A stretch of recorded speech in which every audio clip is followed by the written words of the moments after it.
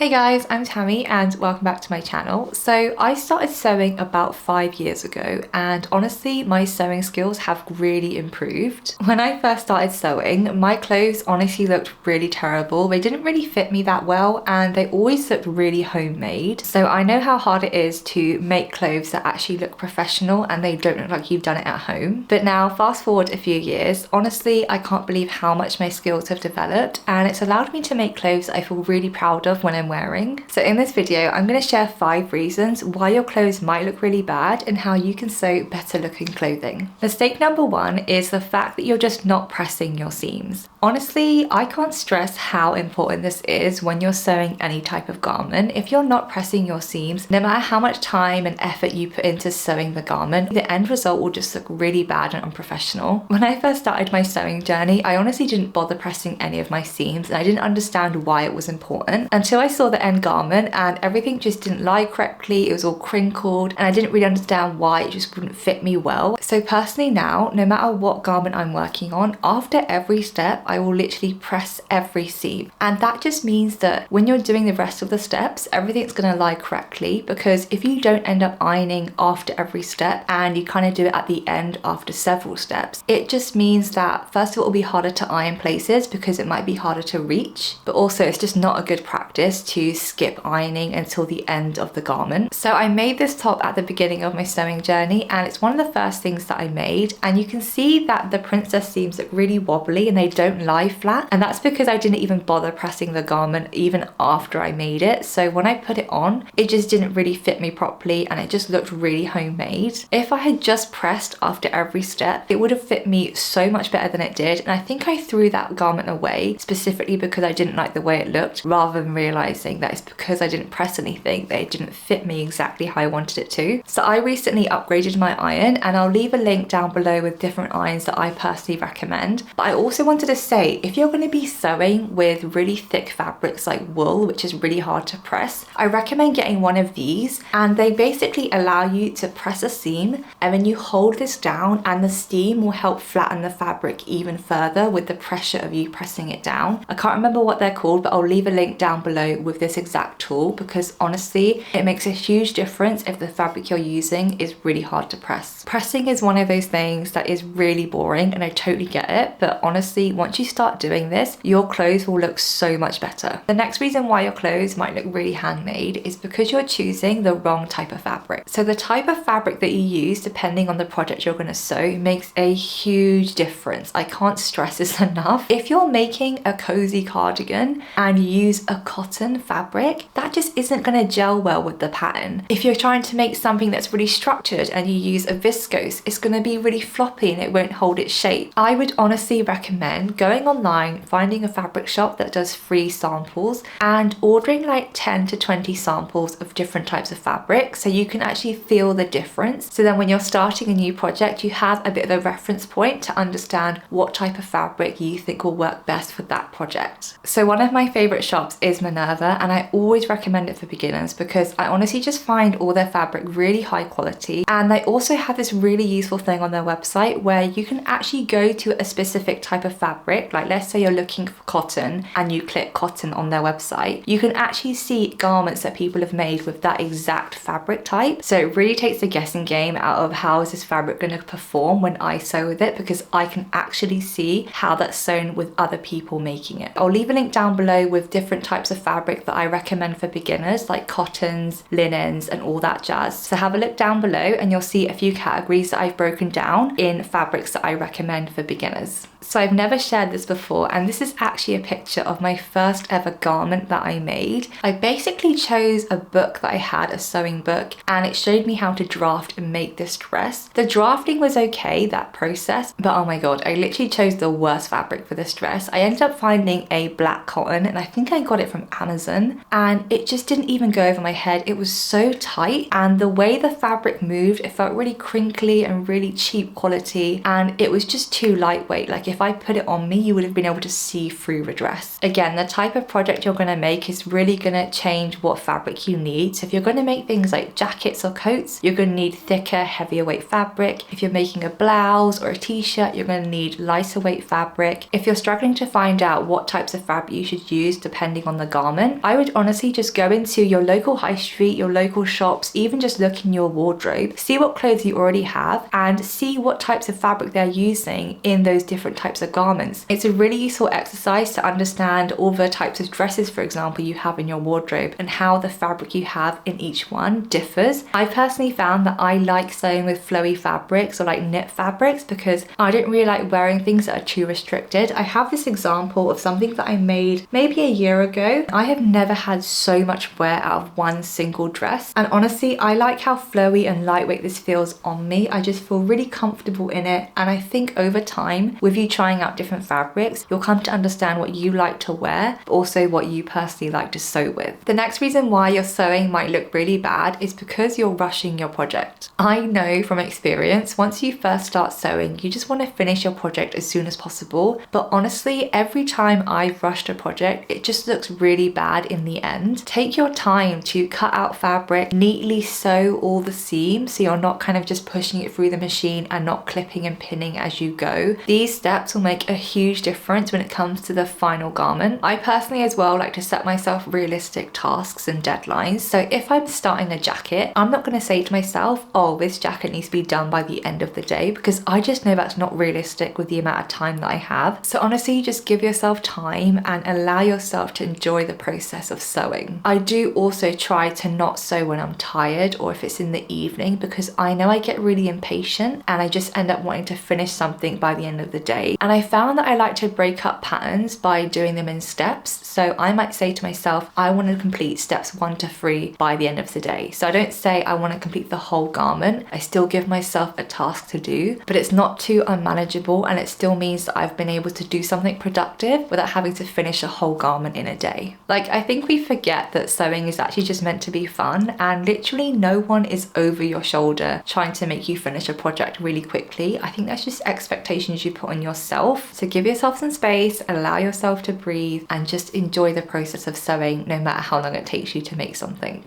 So the next reason is because you're just choosing projects that are way too complex. So if you're a beginner, for example, and you've sewn a tote bag and now you want to sew a piece of clothing, don't just suddenly start trying to sew a blazer, because obviously that's going to be really difficult to sew. And I've always found when I've just sewn something that's way too complex for my skill set at that time, it always just doesn't turn out as good as I want it to. Not only is that a waste of fabric and a waste of your time if you found it too complex to even learn something from it, I've just found if I sew something that's just way out of my skill set and I know it's probably not going to turn out that good, at the end of that project it really knocks my confidence. And sometimes it's a really horrible feeling when you spent really long making something and it doesn't even look that good to wear. So if you're a complete beginner, I honestly recommend trying things like tote bags, pencil cases. If you want to sew pieces of clothing, I would recommend sewing things like camisoles, maybe even trousers that have an elastic waistband. So these are things that aren't really complex. You should be able to sew them in under a day, and it just means you can sew something that you can actually wear, but it's not going to be super complicated to actually make. But I'm not saying you can't push yourself and try new techniques to build your actual skill set. I'm just saying to recognize what skill set you are and try to pick projects that are going to help build your skill set slowly rather than jumping from A to Z straight away, because there's so many types of garments that you can make